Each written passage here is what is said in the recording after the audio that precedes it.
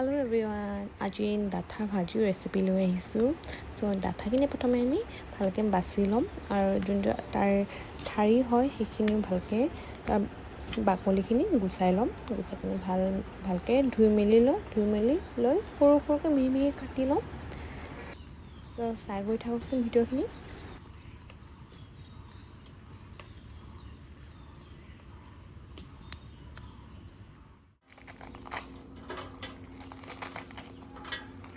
ডাঠাখিনি আমি কেৰাহীত পানী নিদিয়াকৈ বইল কৰিম মানে ডাঠাখিনি দিয়াৰ পিছত নিমখ অলপ দি তাৰপৰা ঢাকনি দি ঢাকি দিম।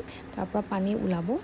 পানীখিনি ভালকৈ শুকাই কিনি তাৰ ডাঠাখিনি বেলেগ এটা পাত্ৰত উঠাই আমি ভাজিম। ডাঠাখিনি ভাজি পেলাই আমি ইয়াতে পিঁয়াজ, জলকীয়াৰ গুড়ি, নিমখ, হালধি আৰু জলকীয়া নহৰু পেষ্ট ব্যৱহাৰ কৰিছোঁ। চাই গৈ থাকক ভিডিঅ'টো।